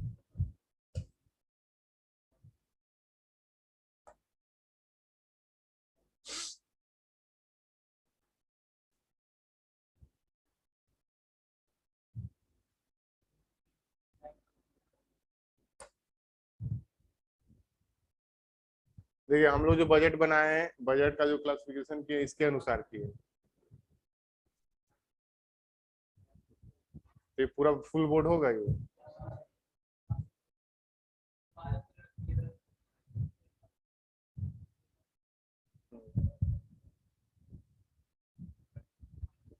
छोड़िए, इतना में दिख रहा है ना। यहाँ पे देखिए बजट को ऐसा नहीं, जैसे हम लोग क्या किए कि बजट को दो अलग अलग अकाउंट में बांट लिए, एक रेवेन्यू अकाउंट और दूसरा कैपिटल अकाउंट। यहाँ पे देखिए क्या किया गया है, ये अकाउंट को अलग अलग नहीं बांटा। इसने क्या किया कि इसने एक्सपेंडिचर और रिसिप्ट को अलग अलग बांट लिया। मतलब यहाँ पे रिसिप्ट जो रखा गया एक साथ रखा गया और खर्च को एक साथ रखा गया, ठीक है। तो ऐसा नहीं है कि हम लोग जो कर रहे हैं वही सही है, ये भी सही है वो भी सही है, जो आपको सुविधा लगे वैसे आप पढ़ सकते हैं, आपको बस समझ में आना चाहिए दोनों है क्या, ठीक है। तो हम इस टाइप से हम पढ़ा रहे हैं। किसी बुक में हो सकता है इस टाइप से मिले, किसी बुक में हो सकता है इस टाइप से मिले। ये जो है हम लोग ये जो यूज किए एनसीईआरटी का यूज किया, एनसीईआरटी में इसी टाइप से दिया हुआ है, किसी बुक में हो सकता है इस टाइप से भी दिया हुआ है, ठीक है। बेसिक कारण किया गया है इसमें क्या, ये जो रिसिप्ट यहाँ और यहाँ एक जगह रखा गया है, एक्सपेंडिचर एक्सपेंडिचर को एक जगह रखा गया है। हम लोग क्या किए अकाउंट अलग अलग कर दिए। अब सबसे पहले इसका हिंदी वर्जन सबका लिखिए, सब वर्ड का क्या क्या है। तो इसको हिंदी में रेवेन्यू को क्या बोलेंगे, राजस्व खाता।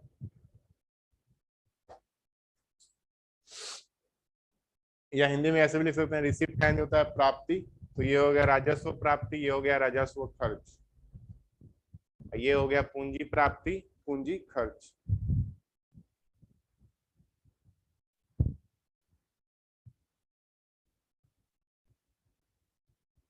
तो जहां पे भी रेवेन्यू वर्ड है वहां पे क्या हो जाएगा, राजस्व।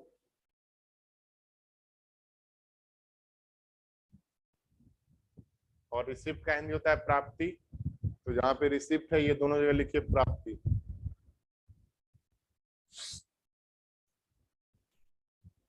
उसके बाद रेवेन्यू रिसिप्ट में आते हैं।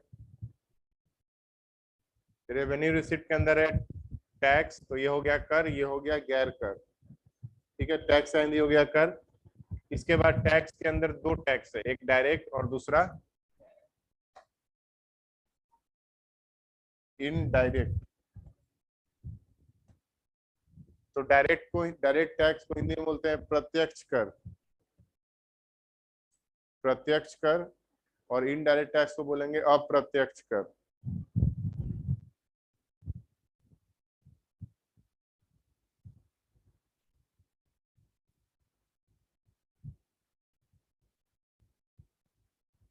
इसमें बस क्या करेंगे, सर्विसेज को लिख लीजिए सेवा, और ग्रांट या डोनेशन को लीजिए दान। सर्विसेज को लिखिए सेवा और इसको लिख लीजिए दान।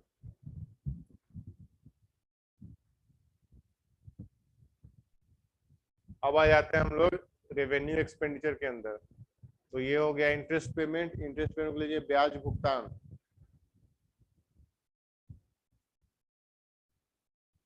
इंटरेस्ट पेमेंट को लिखिए ब्याज भुगतान।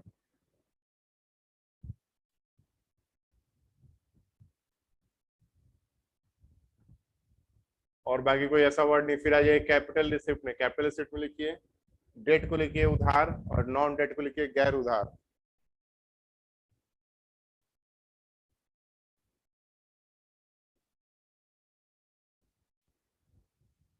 फिर नॉन डेट के अंदर आ जाएंगे, उसमें डिस इन्वेस्टमेंट को लिखिए विनिवेश।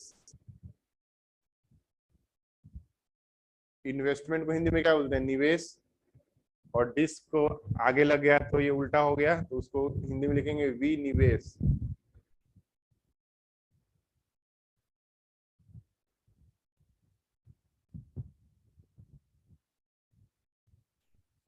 ठीक है। तो उसके आगे लिए ऑक्शन। ऑक्शन का हिंदी हो जाएगा नीलामी।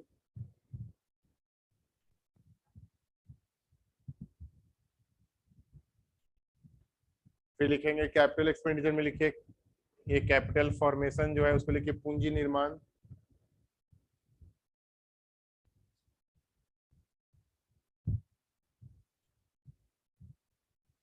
और लास्ट में इन्वेस्टमेंट। इन्वेस्टमेंट का हिंदी हो जाएगा निवेश।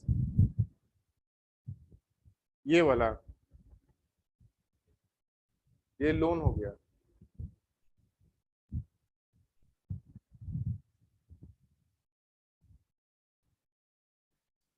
और कोई वर्ड में हिंदी में प्रॉब्लम नहीं है? ठीक है, तो अब हम लोग इसको समझते हैं। देखिए, तो बजट के अंदर ये बोला गया है कि आपको ये बताया गया कि बजट बेसिकली दो टाइप का अकाउंट में अलग अलग बांटा गया। एक अकाउंट हो गया रेवेन्यू और दूसरा हो गया कैपिटल। कैपिटल अकाउंट और रेवेन्यू अकाउंट में दोनों में बेसिक अंतर क्या है? कैपिटल का मतलब क्या होता है? पूंजी। तो देखिए, आप जैसा भी बजट बना रहे थे हम लोग अपना, तो बजट के अंदर हम अपना एक्सपेंडिचर लिख रहे थे। अब बात करते हैं आपके घर का एक्सपेंडिचर का। मान लीजिए आपका घर का क्या क्या खर्च हो सकता है एक साल का। तो आपके घर में ये प्लान किया गया कि इतना का हम गोल्ड खरीदेंगे या लैंड खरीदेंगे, ये भी एक खर्च है। ठीक है। दूसरा है कि हम फूड में इतना खर्च करेंगे, फिर बाकी जो भी एक खर्च है। तो खर्च को भी दो भागों में देखा जा सकता है कि एक ऐसा खर्च है जिसमें मान लीजिए फूड हो गया, ट्रैवल हो गया, रेंट हो गया, ये सब ऐसा खर्च है जिससे आपको भविष्य में कोई फायदा नहीं होने वाला है लेकिन वर्तमान के लिए जरूरी है। ठीक है, जैसे आप खाना खा रहे हैं। ठीक है, तो ये वर्तमान में जीवन के लिए जरूरी खर्च है। लेकिन ये जो खर्च है लैंड और गोल्ड वाला, ये जो खर्च किया जा रहा है किस लिए किया जा रहा है? भविष्य को देखते हुए। मतलब इसमें कुछ ना कुछ पूंजी या कैपिटल का फॉर्मेशन हो रहा है। तो ऐसा जो भी कैपिटल अकाउंट के अंदर जो खर्च होगा वो ऐसा खर्च होगा जिससे आपको भविष्य में फायदा होगा। ठीक है। और इसमें प्रेजेंट नीड को खर्च को देखते हुए इसमें किया जाता है। मतलब ये प्रेजेंट के खर्चों के लिए रेवेन्यू अकाउंट में होता है, और भविष्य का खर्चा जो भी है खर्च वहां किया जाता है जहाँ भविष्य में फायदा वो चला जाएगा कैपिटल अकाउंट में। ठीक है, तो दिक्कत। अब इसके अंदर आते हैं कि जो रेवेन्यू अकाउंट के अंदर दो हो गया, एक तो प्राप्ति मतलब पैसा किधर से आ रहा है इस अकाउंट में, और खर्च किधर हो रहा है। और यहाँ में बोला गया पैसा किधर से आ रहा है और खर्च किधर से हो रहा है। तो एक एक करके देखते हैं। तो सबसे पहले बोला गया रेवेन्यू रिसिप्ट। रेवेन्यू रिसिप्ट का मतलब क्या है? इस अकाउंट का प्राप्ति, पैसा का प्राप्ति किधर से हो रहा है? तो बताया गया दो टाइप से हो रहा है। एक टैक्स मतलब जो भी टैक्सेस है उसके अलावा उससे, और दूसरा नॉन टैक्स। तो टैक्स में आ जाते हैं। टैक्स में सबसे बोला गया डायरेक्ट और इनडायरेक्ट टैक्स। ठीक है। डायरेक्ट टैक्स को हिंदी में क्या बोलते हैं? प्रत्यक्ष कर। प्रत्यक्ष कर क्या होता है हम लोग आगे चल के इसको डिटेल में पढ़ेंगे क्या होता है। अभी के लिए ये समझिए एग्जाम्पल के अनुसार कि डायरेक्ट टैक्स का एग्जाम्पल क्या है? इनकम टैक्स या आयकर। ठीक है। और इनडायरेक्ट टैक्स का एग्जाम्पल क्या है? जीएसटी। दोनों में बेसिक अंतर क्या होता है? प्रत्यक्ष कर और अप्रत्यक्ष कर में शॉर्ट में बता देते हैं। अंतर ये होता है कि जिसको टैक्स पे करना है, ठीक है, और जो टैक्स मतलब यहाँ पे बेसिकली देखिए इनकम टैक्स में क्या होता है कि यहाँ पे जिस पे भार पड़ा है टैक्स का, मतलब इनकम टैक्स किसको पे करना है, जिस किसी इंसान को पे करना है, ठीक है, और किसका पैसा वो पे कर रहा है, अपना खुद का पैसा पे कर रहा है, ठीक है, मतलब खुद उसके ऊपर भार भी है टैक्स पे करने का और खुद कर भी रहा है, उसको बोलते हैं प्रत्यक्ष कर। अप्रत्यक्ष में क्या होगा कि ये टैक्स पे करना किसको है, जैसे मान लेते हैं टैक्स किसको पे करना है, दुकानदार को पे करना है, लेकिन पे कौन कर रहा है, पैसा उसका कौन दे रहा है, कस्टमर दे रहा है। आपसे जीएसटी का पैसा लेता है दुकानदार, तो आप जाके जो जीएसटी का पैसा देते हैं वो पैसा तो जाके जीएसटी डिपार्टमेंट में जमा नहीं कर रहे हैं, आप किसको दे रहे हैं, दुकानदार को। आयकर के अंदर क्या अंतर है, क्या क्या देखिए जीएसटी और बेसिक दोनों में अंतर क्या है कि जीएसटी पे किसको करना है, शॉपकीपर को, ठीक है, यहाँ पे किसको पे करना है, जो पर्सन अर्न कर रहा है उसको, ठीक है। अब दोनों में अंतर क्या आ रहा है, पे करते समय पे कर कौन रहा है, तो यहाँ पे एंड कस्टमर पे कर रहा है, मतलब जीएसटी जो दुकानदार है वो पे नहीं करके कौन कर रहा है, कस्टमर कर रहा है, कस्टमर से कलेक्ट कर रहा है दुकानदार, दुकानदार पे कर रहा है गवर्नमेंट को। यहाँ पे क्या हो रहा है कि आप ही को पे करना है और आप ही अपने इनकम से खुद इनकम टैक्स डिपार्टमेंट को पे करते हैं, ठीक है। या सिंपल भाषा में, इतना कॉम्प्लेक्स नहीं समझना, सिंपल भाषा में ये समझिए कि जहां पे गवर्नमेंट को डायरेक्टली टैक्स पे करते हैं अपने अकाउंट से गवर्नमेंट के अकाउंट में, वो आ जाएगा डायरेक्ट टैक्स में, और जो इनडायरेक्टली घूम फिर के पहुंच रहा है गवर्नमेंट के अकाउंट में उसको बोलेंगे इनडायरेक्ट टैक्स। जैसे जीएसटी में क्या होता है, आपने जीएसटी दिया किसको, शॉपकीपर को, शॉपकीपर किसको जीएसटी देगा, गवर्नमेंट को, तो जो डायरेक्टली जाना चाहिए था वो शॉपकीपर के माध्यम से गया। और अगर इनकम टैक्स पे करेंगे तो क्या होगा, सीधे आपके अकाउंट से किधर जाएगा, गवर्नमेंट के अकाउंट में। तो यही बेसिक अंतर है दोनों में। तो इनकम टैक्स हो गया किसका एग्जांपल, डायरेक्ट टैक्स का, और इनडायरेक्ट का क्या हो गया, जीएसटी। तो आम भाषा में सिंपल बस ये समझ लीजिए कि जहाँ पे अपने अकाउंट से डायरेक्ट गवर्नमेंट के अकाउंट में पैसा चला जाए उसको बोलेंगे डायरेक्ट, और यहाँ पे अपने अकाउंट से डायरेक्टली गवर्नमेंट अकाउंट में जाए, किसी माध्यम से जाए, उसको बोलेंगे इनडायरेक्ट, ठीक है। और इसका क्लियर डिफिनेशन कुछ और होता है, वो हम लोग बाद में डिस्कस कर लेंगे। तो गवर्नमेंट को इनकम टैक्स से भी फायदा, जैसे डायरेक्ट टैक्स से भी इनकम हो रहा है और इनडायरेक्ट टैक्स से भी इनकम हो रहा है। डायरेक्ट टैक्स का और भी एग्जांपल है, जैसे कॉर्पोरेट टैक्स है, इसका भी और एग्जांपल है, जैसे एक्साइज ड्यूटी था है, पहले वैट था, ये सब चीज, ठीक है। अब इन दोनों टैक्स के सोर्स से मिल गया पैसा आपको रेवेन्यू अकाउंट के अंदर। उसके बाद अब नॉन टैक्स, बिना टैक्स के भी गवर्नमेंट को फायदा होता है या इनकम होता है, वो किधर से होता है। सबसे पहला इसमें फाइन है। आप कोई भी गलत काम करते हैं, जैसे मान लीजिए हेलमेट नहीं पहने, ठीक है, या मान लीजिए कोर्ट के द्वारा आपके ऊपर कुछ पेनल्टी लगाया गया कि आपने कोई क्राइम किया उसके लिए पेनल्टी लगाया गया, ठीक है, या कोई भी गैर कानूनी काम करते हैं जिसके लिए सरकार के द्वारा आपसे पैसा चार्ज किया जाता है, उसको क्या बोलेंगे, इनकम है सरकार के लिए, तो उसको किस में कैलकुलेट करेंगे, फाइन में, मतलब बिना टैक्स का भी गवर्नमेंट आपसे पैसा ले रहा है, ठीक है। दूसरा है सर्विसेज। कोई भी आप गवर्नमेंट का सर्विस यूज करते हैं, जैसे रेलवे, रेलवे का यूज कर रहे हैं तो वो सर्विस का इनकम किधर गया, गवर्नमेंट को गया। यूपीएससी का फॉर्म भर रहे हैं, बीपीएससी का फॉर्म भर रहे हैं, तो उसका जो चार्ज हो गया वो पैसा गया गवर्नमेंट को, ठीक है। पोस्टल डिपार्टमेंट का यूज कर रहे हैं, उसका पैसा गया गवर्नमेंट को। तो जितना भी सरकारी सेवा का यूज करते हैं जिसके बदले में आप पैसा देते हैं, वो सारा चला गया गवर्नमेंट को नॉन टैक्स के रूप में। जैसे मान लीजिए आपने कास्ट सर्टिफिकेट बनवाया, इनकम टैक्स सर्टिफिकेट बनवाया, कोई भी सर्टिफिकेट बना तो उसका एक फी लेता है गवर्नमेंट, वो पैसा किधर जाता है, गवर्नमेंट को जाता है। फिर ग्रांट, ग्रांट या दान का पैसा। तो दान का पैसा मतलब क्या है कि गवर्नमेंट को कोई डोनेशन में दे दे, जैसे आपने मान लीजिए प्रधानमंत्री का पोस्ट जैसे आता है, जैसे फ्लड के समय आता है, ठीक है, कि फ्लड हो गया या अर्थक्वेक हो गया, उस समय हम लोग प्रधानमंत्री राहत कोष में दान करते हैं।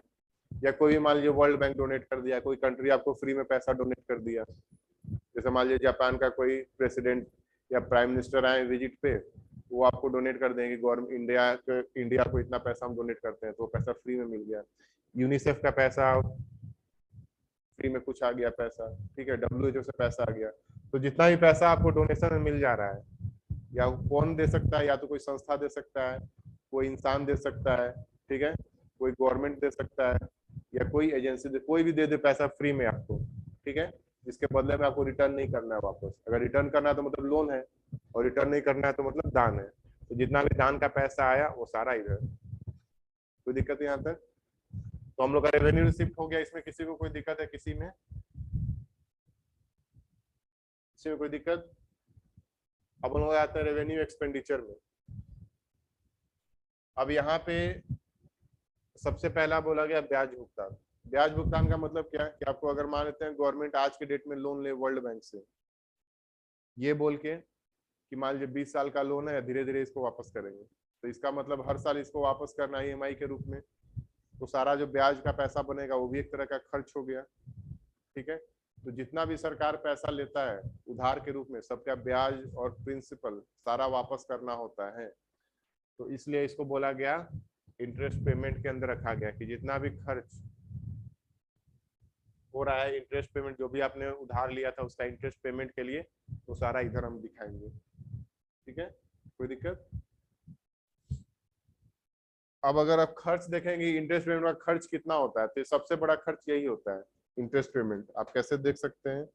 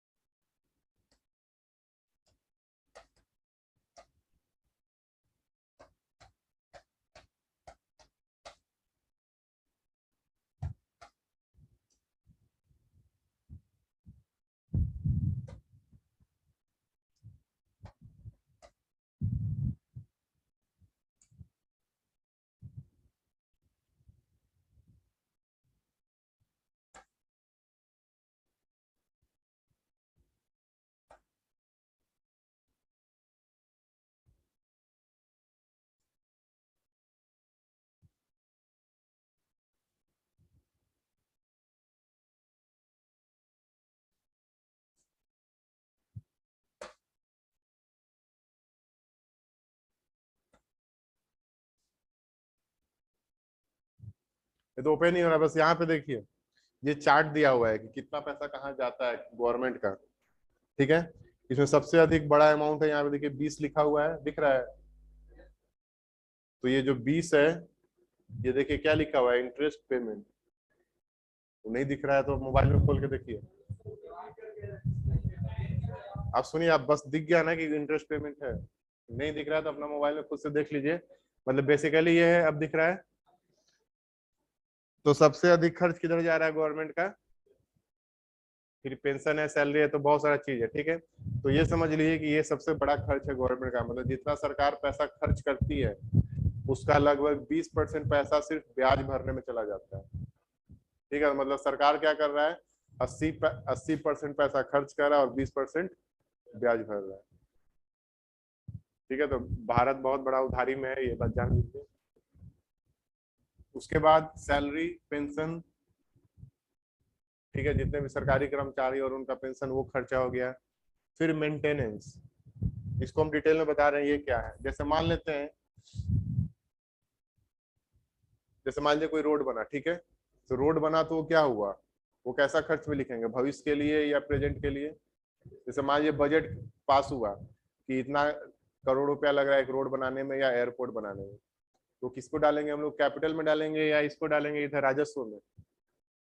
पूंजी वाले में ही डालेंगे, क्योंकि इससे हमको भविष्य में फायदा होगा। लेकिन इन केस क्या हुआ कि आगे अगले साल उसमें कुछ रिपेयरिंग का काम आ गया, मतलब उसका कुछ गड्ढा उड्ढा हो गया रोड में, उसको रिपेयर करना है, तो जो रिपेयरिंग का जो कॉस्ट आएगा वो किस में डालेंगे? वो डाल देते हैं रेवेन्यू। मतलब जो भी कोई भी अगर कैपिटल फॉर्मेशन आपने किया, उसका अगर कोई भी मेंटेनेंस का काम करना है तो वो किधर आएगा, एक्सपेंडिचर रेवेन्यू के अंदर आएगा। ठीक है, लेकिन वही अगर कोई नया प्रोजेक्ट है तो वो किधर जाएगा, कैपिटल में जाएगा। ठीक है, तो यहाँ पे जो लिखा हुआ है कैपिटल फॉर्मेशन, जैसे मान लीजिए कोई भी नया रोड बना, एयरपोर्ट बना, ब्रिज बना, तो उसके लिए वो दिखाएंगे कैपिटल फॉर्मेशन में, लेकिन उसी का अगले साल से अगर मेंटेनेंस हो रहा है तो वो किधर आएगा, रेवेन्यू एक्सपेंडिचर में। ठीक है, कोई दिक्कत? तो ये हो गया हमारा खत्म रेवेन्यू अकाउंट।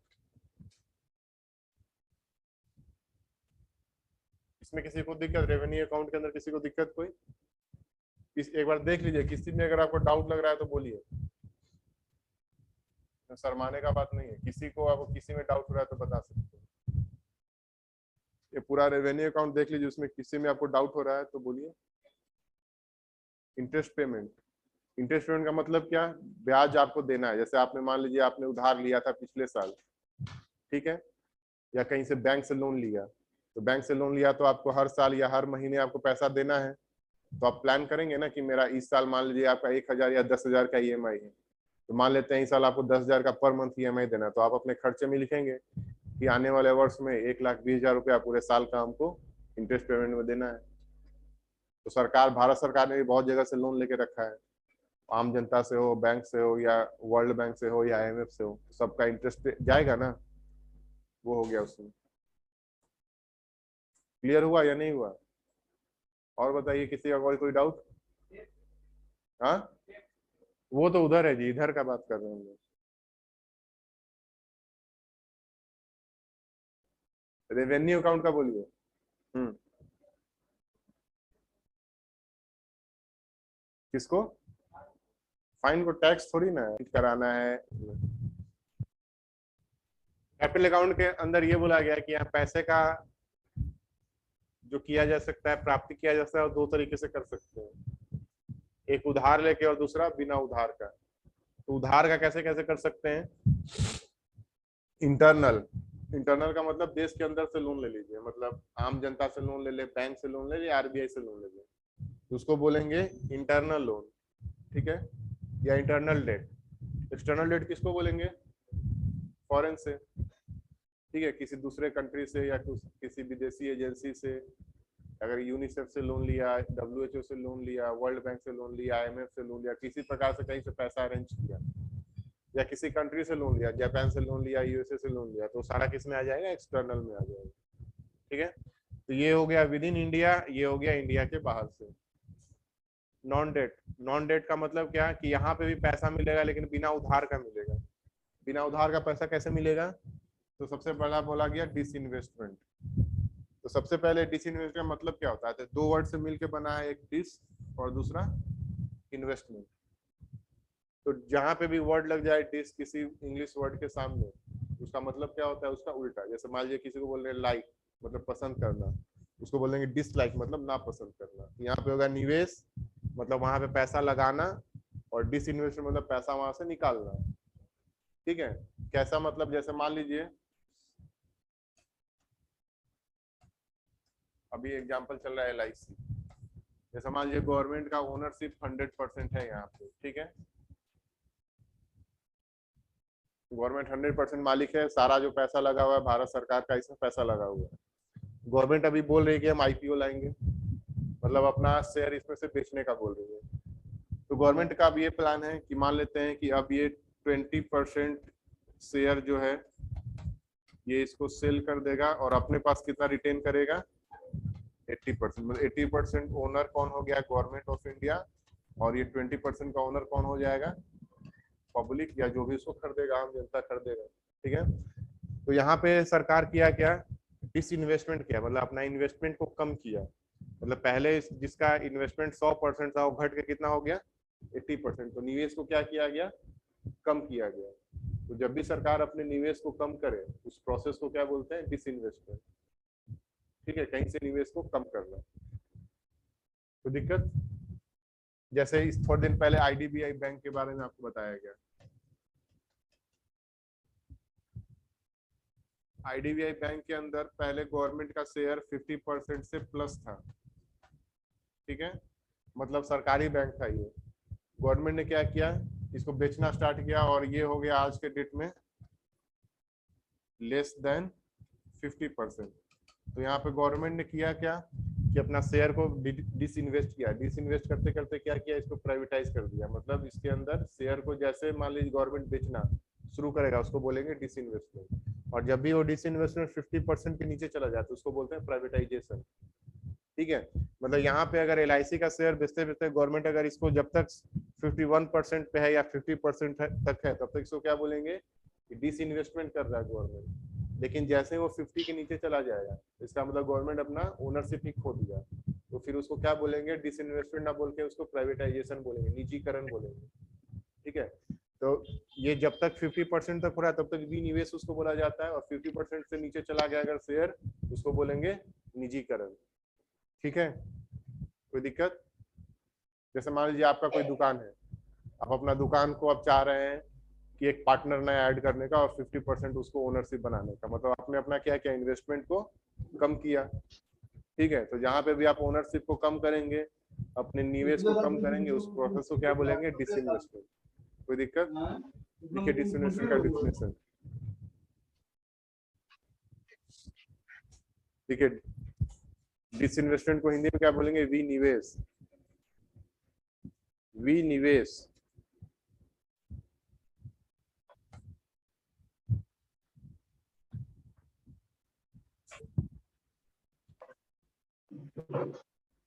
ठीक है, इसमें लिखिए विनिवेश एक प्रक्रिया है जिसके माध्यम से,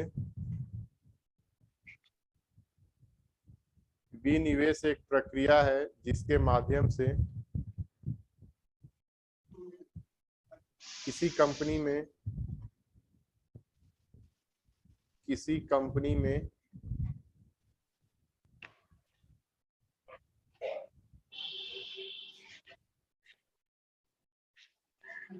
निवेश को कम किया जाता है, किसी कंपनी में निवेश को कम किया जाता है।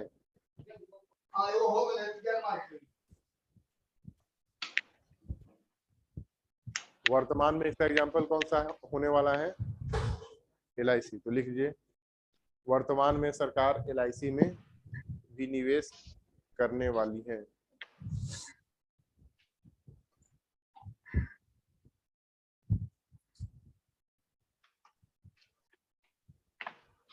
Disinvestment is a process in which investment is reduced in any company.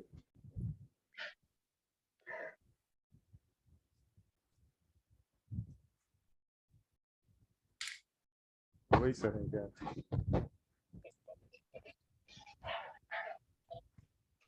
Class over कर दे।